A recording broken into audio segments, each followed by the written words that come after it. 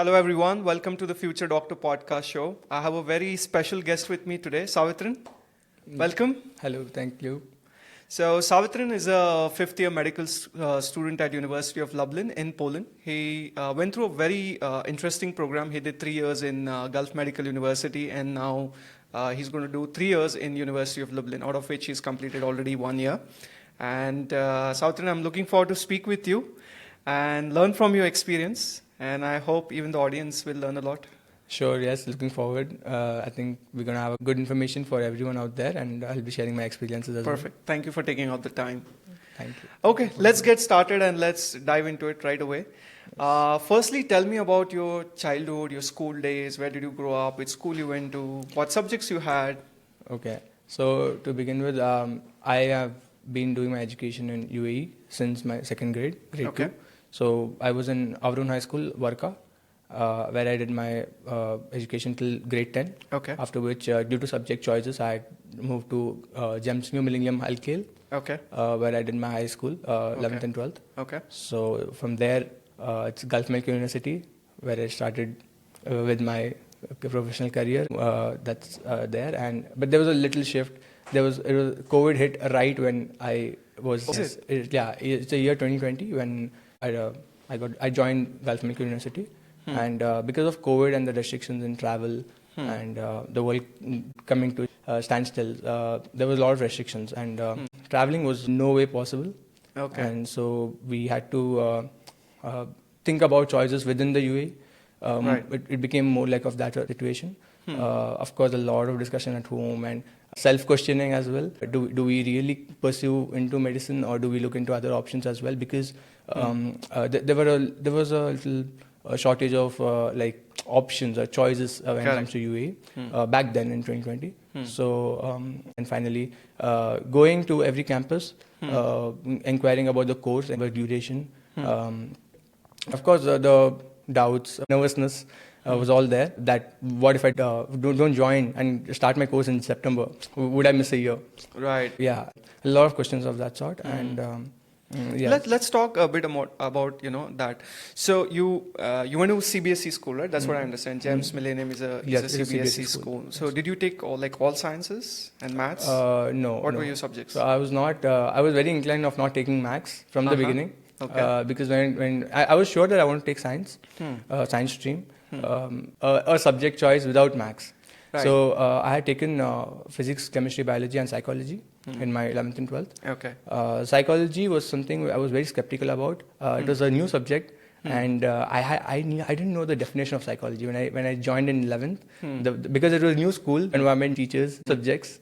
Of course, the others, like psychology was a new subject. Others all were the same, but yet it was a new environment altogether. Right. And it was very intriguing for me to realize this after my school days. When I look back today as well, that psychology is still my favorite subject. And it's something which came from nowhere. Like I didn't plan for psychology. Right. I just wanted something without maths. I was like, if maths is not there, I'm good to go. So is psychology helping you in medical studies? For sure. And how does it help? So the study patterns, right? So for every subject, I feel there's a study pattern which we have to frame. Correct. Because timetable schedules is one thing, but study pattern is a separate thing. Right. Because the way we study biology is not the way we study physics. It's not the way we study maths. So every subject has a different study pattern. These come, of course, by practice, but also there's a different study pattern to it. Similarly, even for psychology, the study pattern is pretty similar to the content is pretty similar to biology. Okay. When I say content is similar, I feel like it's a subjective. The exam pattern is pretty subjective. We have long answers here. Right. We have a lot of text here. Same like biology. We need to learn. So the skill which is required is to dissect and know what's the gist of it. We elaborate it when it's needed. So what will you tell someone who's in the high school right now, and if they're going to CBSE and if they want to pursue medicine, so biology, chemistry, physics is for taken, right? They have to take that. What should be the fourth subject? What would you recommend them? I would say, for sure, say that do an experiment. Take PE if you want. Take economics if you like. Take psychology. But make sure that whatever you're picking is something which you have some idea about. Like for say psychology, I did ask my seniors about it. I did ask them, and they did say that okay, see, there's a very thin book, Right. and that's in one whole year. So don't worry, You can manage. you can manage. Okay, nice. So again, I didn't go and go around asking every single person. There was a couple of seniors who I asked, who had also taken the same subjects, like biology and psychology. And now the thing is, one thing about psychology which gave me confidence is even the commerce students take psychology, even the humanities students take psychology. Correct. Yes. So and the subject is same for everyone. So all of us sit in the same class. So it was pretty good combination actually. Nice. The way we all sat down and we used to learn, because they also have accounts, the commerce students, we had physics. So all of us have the same, like in terms of the difficulty is the same. And we all are doing psychology. So it's like one point where we all meet. So that was something I really enjoyed. It was good. And when it comes to economics also, when science students take economics as a fifth subject, they sit with commerce students. They sit in their class. So it's a good experience. It's a really good... Right, so you get to mingle with other you get to stream know students that also. you know that the struggle is not just for you. Everyone is there. Right. The nervousness is there. When you're in 12th, it's boards. Everyone feels the same pressure as you. Absolutely. So it's a good learning experience. So I want you to little bit think about your school days now, just to answer this. So you were in, say, grade 11, 12th, and as you said, you had a lot of university choices, country choices in front of you. I'm presuming doing medicine was like a firm choice. By grade 11, you were already fixed that you want to do MBBS or medicine, right? So that was done. How did you go about your destination planning? What was the discussion happening amongst family or with your mom and dad? Okay, which country should I go? Should I go back to India or should I study in UAE? Take me through that. Right. So that discussion has been going on since my high school. Since grade 10, this discussion has been going on that would I stay back with my parents here? Would I go abroad? Can I manage myself independently? What was your decision, in the sense, what was your first choice, to go abroad? I wasn't confident. I didn't want to give it a try because I have this thing where I am rigid to change.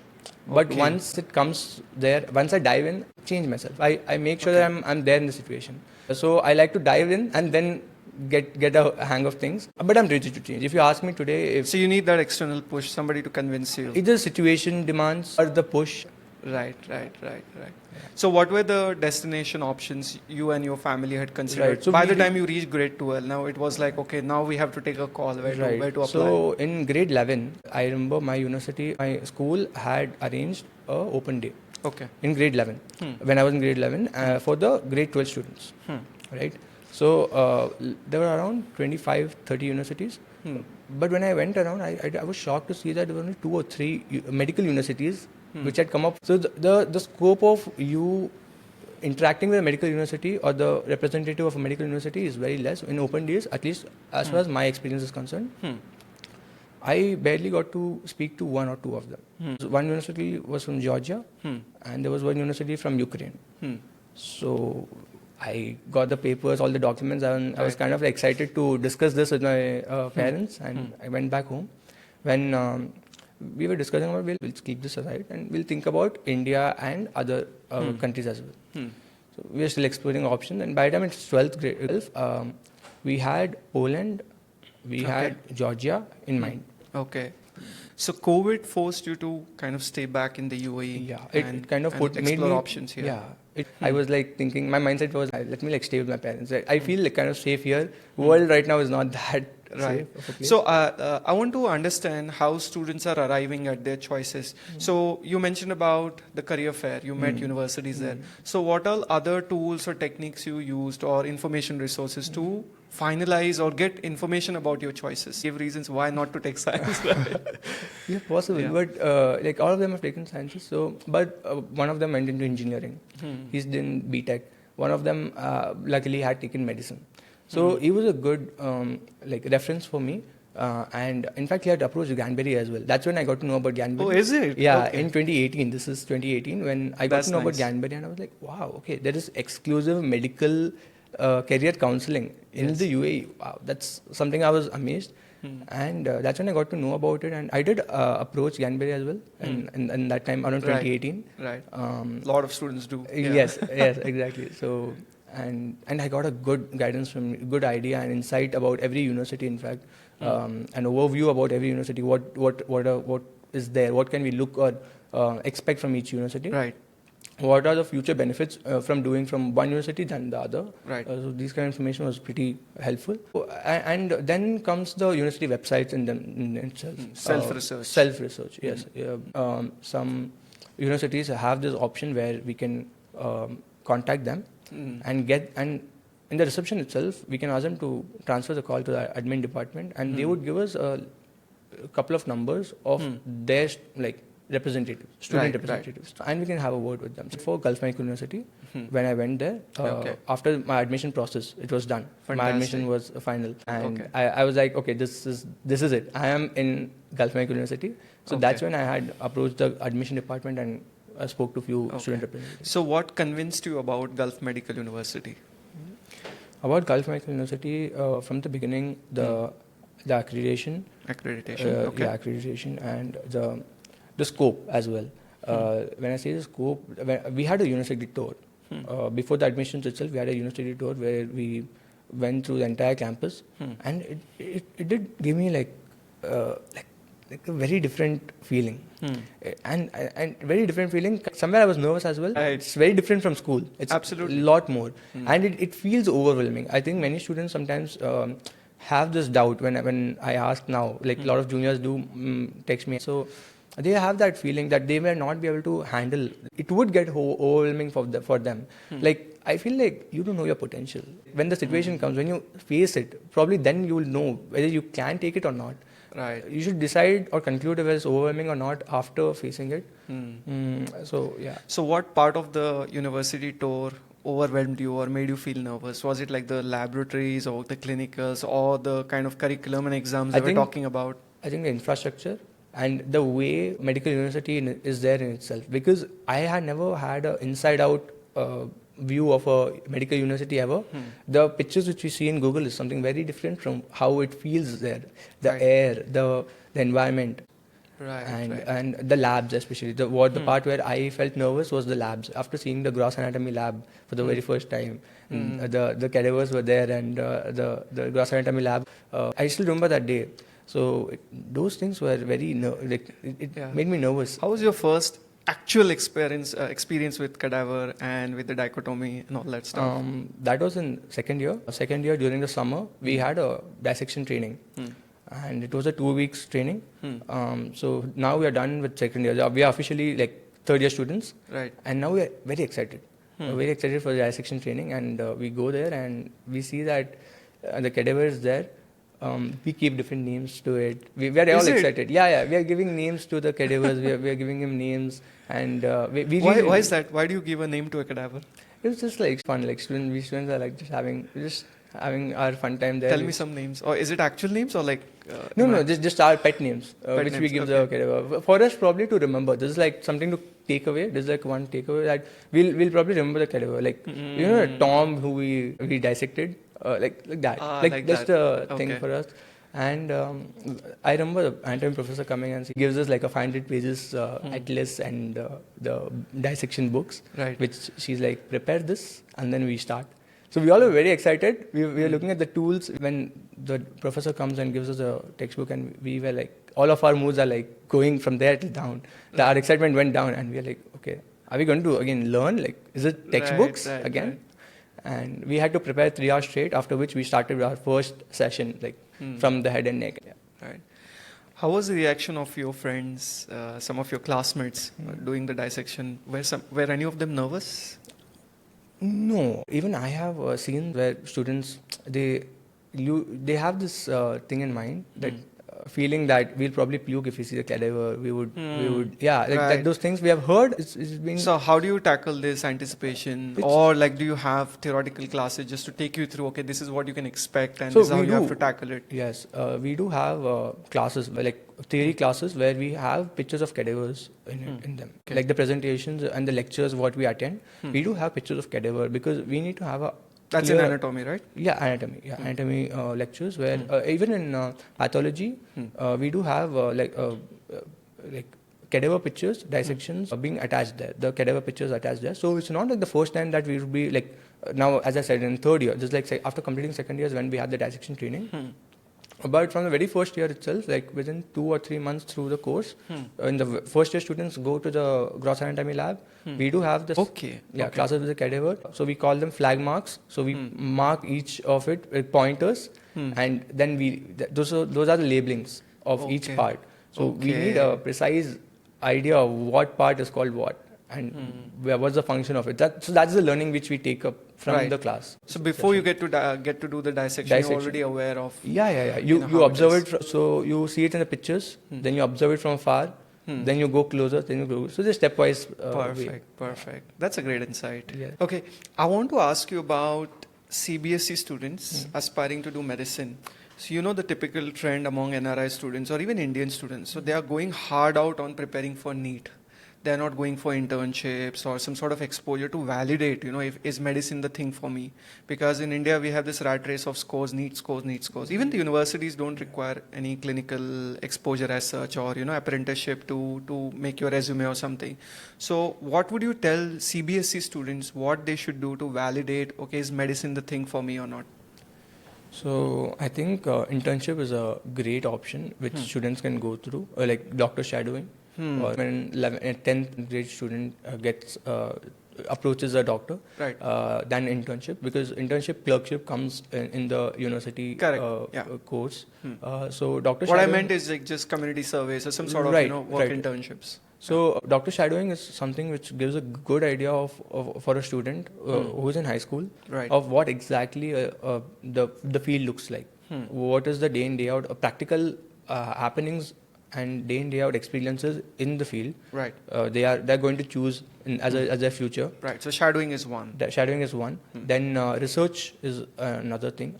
Students before even getting into medicine can get themselves engaged in researches. Research on what topic? Like what they should research on? Research anything like in grade 12 biology we do learn about systems, various systems like musculoskeletal system, and we have the gastrointestinal system. So various systems. So they can pick up one topic, which is not necessarily to be something very complex. When we hear the name research, they're like, okay, something very complex. We gotta have a groundbreaking results. No, something very simple. You can do a literature review about it. You can have something as simple as that and do the research. Get it peer reviewed. So these things would look good in your CV. In the future and for the university application when you put it up, and it'll also have a good idea. You'll also get a good idea about the field where you're going. You'll not be lost. You would have some idea and knowledge about it. You know that. So summarize doctor shadowing, research, and some literature review, right? And peer review of all these things. Fantastic. Now let's move to your university life. So when you joined Gulf Medical University, how was the first year like? So the first year was something I didn't have much expectations from. I was like, okay, this is a new place again. Something which is going to go for it's a long journey as well. So we're going to be just sticking to studies and the classes and be dedicated and disciplined. That was my only thing which I went in. But then I realized that university life is not just that. It's not just the classroom, lecture, seminar. We have a lot of co-curricular and extracurricular activities going on. As you were mentioning about the community service. We have a lot of community engagement activities in Gulf Medical University. The Labor Day, we conduct the medical camps. Every year we do during the Ramadan, after the Ramadan period. So we do have those things and a lot more extracurricular activities, sports. It's a very big thing. We have a team for every single sport in the university. Nice. And there's a very good infrastructure. The fields, we have a field for every sports. Nice. So there's a lot of scope for students to engage themselves other than studies. But again, not forget about studies. Again. But talk about the studies. How is the first year looks like? How are the examination system? How many subjects you have? So the entire course is broken into 2 phases. Okay. The preclinical phase and the clinical phase. The first, second, and third, all 3 are in the preclinical phase, and the pattern is similar in all 3 years. So we have weekly tests, which is a mandatory thing, monthly tests, and then we have the major exams. When I say major exams, when you're in med school, every exam is important because the continuous assessment. Exam means a larger chunk of portions. That's a major exam. Right. So right. we have 3 exams in that way, which is in the mid of the semester, Okay. at the end of the semester, and end Okay. of the year. And they are written exams or they are vivas, orals? So we How are you assessed? Yeah, we have a theory exam, which is MCQ test, Okay. and then we have a practical exam, which is called the OSPE, Okay. right? And which are stations, which is a written exam as well. Okay. The practical exams are written, Okay. and there would be 8 to 10 stations, 15 stations, depending on the course as well, the course duration, because we learn in modules.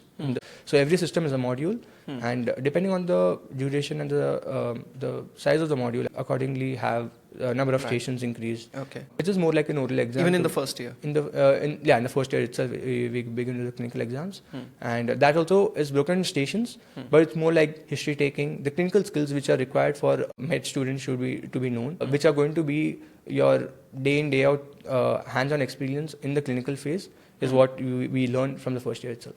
Okay. Okay. Okay. So these 3 things. So it's theory, practical, and clinical exam. Fantastic. Thanks for that.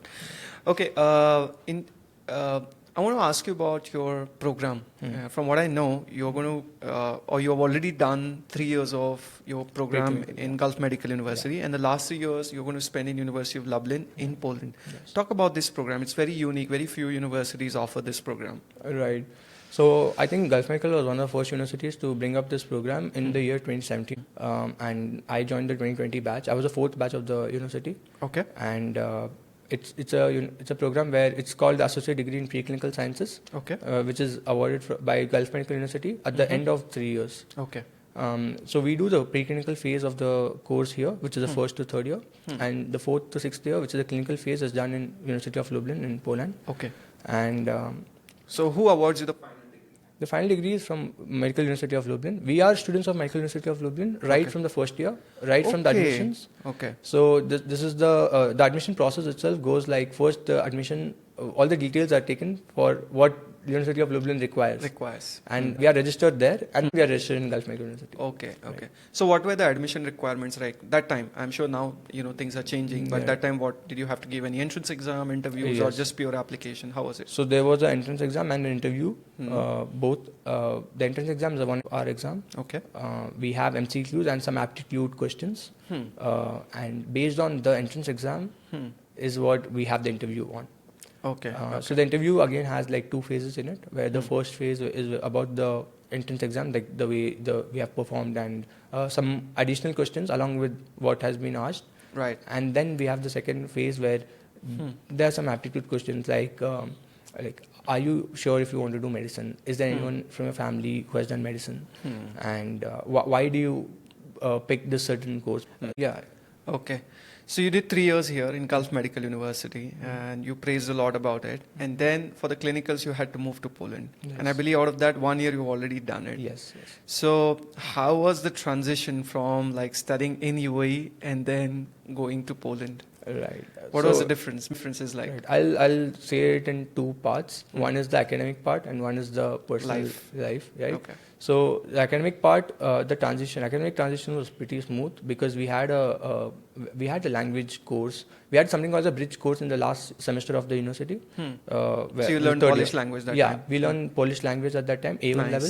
And we are well oriented with the system of University of Lublin. Before even we get there, we start with our 4th year. So there's an orientation which is given, and multiple orientations which are given at different times in during the semester. And so Polish language is one thing, and the way the exam pattern is kept for us from the first year to the 3rd year is same as how we have it in Lublin as well. So the practical theory and clinical exams I was talking about is same as there. Some minor changes here and there. So academically, it's pretty smooth transition. We were prepared with what we're going to face. When it comes to the personal challenges, I think that's where there was a little. Tell me more about it. Right. So one thing is the climate and the weather. When people again, this is also something which I've heard a lot from my seniors, but I think climate and weather is something to consider, a major factor to consider.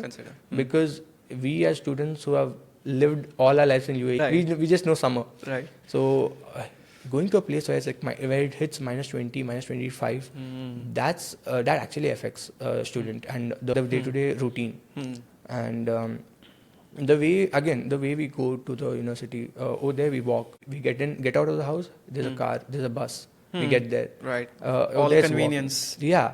So again, convenience is one part, and other part is even students I know who stay in Ajman, Gulf Medical University, students who stay in Ajman itself, they have a car.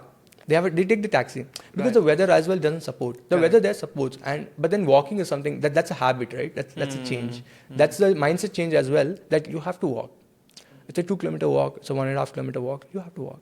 Now, when even if I say someone here that okay, let's just walk, just 1 kilometer away. They're like, Right. God, 1 kilometer, Right, 2 kilometers, right. just 2 kilometers away. But in that weather, it's pleasant, no? Sometimes I can understand in extreme winters, but in summers, I'm sure it must be fun, right? Yeah, the fall is like 6 months straight. Then we have the spring is a good season actually. The summers are again a little bit of a Yeah. because it's nice. It's broad daylight. It's nice, good. But the summers, the sun sets at like 9:30, 10 p.m. Okay. Again, you So lose you have a your- longer daylight. very long, very Yeah. long. So again, it's nowhere how it was in UAE. So Right. that I think is a big change, mental change, which we Right. need to bring in. So what I And, understood is one is extreme weather. Be weather, prepared for be prepared that. for it. And then the second thing is about walking, the, transportation. transition. Walk That's a lot. big shift because you need to be very open and first be agile, and second is be open to public transport. So taking a bus for anywhere you go, taking a train for anywhere you go is something which is Right. a must. Right. A must. Any cultural shocks in Poland, like in terms of dealing with professors or dealing with Polish people or just going around in Poland? And there isn't much of a cultural shock, I would say, because because of the program. Thanks to the program again, we have gone as a batch of 30 students. Okay, there. so you already had a group. Yeah, coming and with my you. seniors again who have gone just a year before me are still Right. my seniors over there. Right. So the University of Lublin also has made the programs in such a way that we have the Gulf program, we have the American program, we have the Taiwanese program, the international program, and then the Nice. Polish. Okay. So, but again, speaking about that, I have to mention that there isn't that everyone is on their own. There is a lot of scope and lot of platforms where we also get to exchange our thoughts and Right. our perspectives. So we have medical conferences over there. We have research going on over there, and a lot of other activities which are planned every month. And there's a student council and English division in Lublin, where students can engage themselves in various activities like there's suturing session, workshops. Which are kept every month. And then there are dissection workshops as well. As in that way we also are fine-tuning our skills as well as mingling with a lot of students. We are getting to exchange our thoughts and encounter and speak with them. That's fantastic. Yes. Okay, so you had a smooth transition as compared to a lot of students who go to Poland for, directly in the first year. Right. That's great. Okay, I have a very popular question from the parents. How much do you spend on studies? So tell me, how much did you spend for tuition fees in the first 3 years at Gulf Medical University, and then in the last 3 years at Lublin, University of Lublin in Poland, how much you have to spend? Okay, so in Gulf Medical University, the first 3 years and in Lublin is what both the fees are same because as I said, because we were registered in Medical University of Lublin and we are the students of Medical University of Lublin. Right. So we pay this fees which is charged by them, which is 18,500 USD Okay, per year. Per year, Okay, and 9,240 per semester is a fee. right. And you're paying, say, roughly $20,000 just for the sake of calculation. You're paying per year. If you study the same program in the UK, I know as a counselor, you will at least spend $40,000 to $50,000 per year, right? So a lot of parents ask, like, if I graduate, say, from Poland or from any other European country, can I go to the UK and practice? Like, I save so much money, but then will I have the pathway eventually to work in the UK as a doctor? Right. Thanks for asking this question because even I have plans to go to the UK after graduating here. And yes, the answer is yes. We can go to the UK there. We can get there's a pathway there. So the UK MLE is been Now announced. Yeah. And the PLAB is no more there. Right. There's no restrictions for EU students, so we can get there by just giving IELTS academic 8 band. With no less than 7.5 in each category. That's the requirement, and that's it. We can join the Foundation Year 1 FY1 program, and we can start our journey in the UK. Right. For So what I've heard residency is, as of now, UKMLE is exempted for EU graduates, but in the future, it's going to be mandatory for everyone, even for students graduate from even UK universities. Okay, wow. That's what things are in the pipeline. So maybe Right. by the time you I've heard graduate, about it. I heard that it's coming. It's right around the corner. But yes. So you can work in the UK. That's great. But imagine if you have to work in Poland. Did you try to find out what it takes to continue to work as a doctor in Poland? What you have to do as an international student? so there's an exam called LEK, L-E-K. Okay. That's the licensing exam for Poland, and it takes place twice a year in Warsaw. So as a medical student, I would have to give that exam. Okay. And along with that, there would be a language proficiency exam as well, which is Polish language. I'm not sure about the level, but there's a language proficiency exam as well. So once we're done with both of that, we can start practicing as a. So you can register with the local medical body. Yes. You don't need any additional internship or as such. Just like 6 years of. We need Labhshetwar. 1 year of internship, which is a mandatory. After 6 years. After 6 years, we need 1 year of internship as well. Yeah. So you need to do the internship, then the L exam along with the language proficiency, and then you can register. Yeah. Yeah, that's the process. Okay. Amazing. Tell me 2 popular restaurants or dishes you like in Poland. Hello India is one. Okay. What's that? It's a Gujarati Indian restaurant. In Lublin.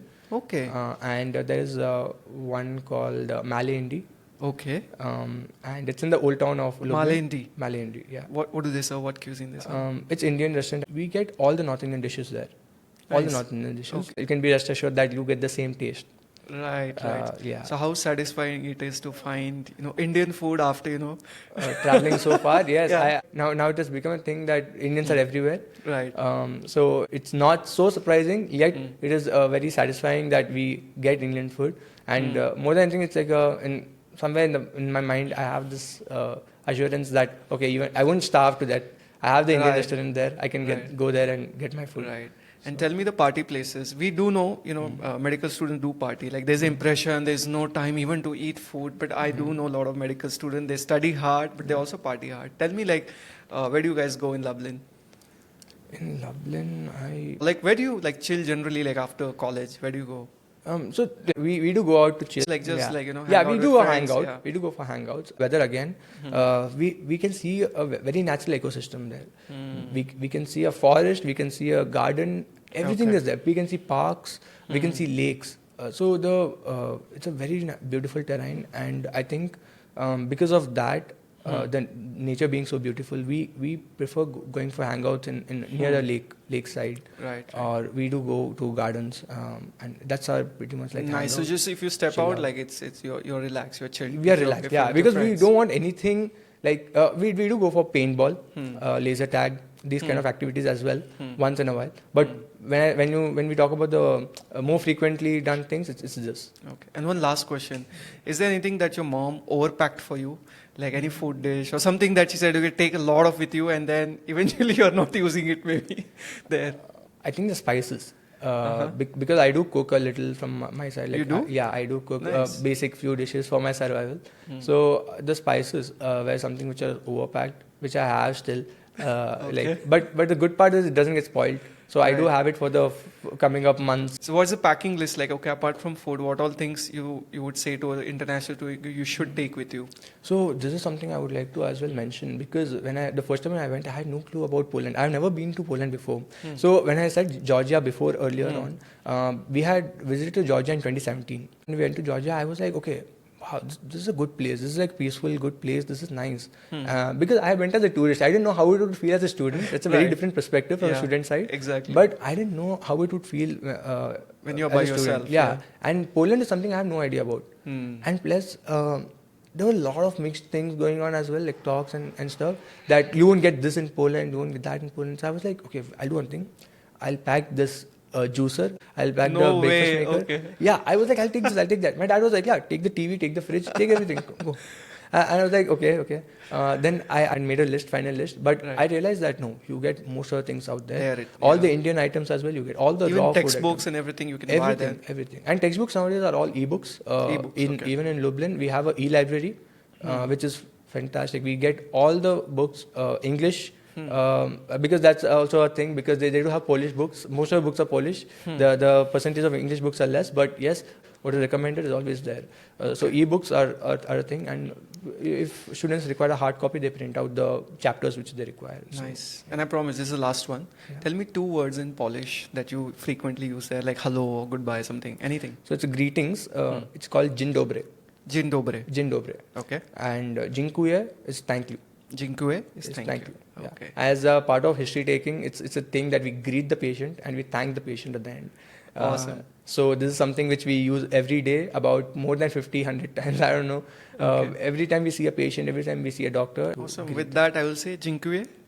Thank you. Perfect. Thanks a lot, Thank you. Savitran, for sharing your experience so candidly. I'm sure not only for me, but even students who are going to watch it, they're going to love this and learn a lot from your experience. Thank Great. you. I would as well mention that we do have a podcast of our own, Okay. which is by the English division Okay. students. All the universities in Poland together have made this Medicine Across Borders. Is a Medicine channel. across borders. Medicine Across So Borders.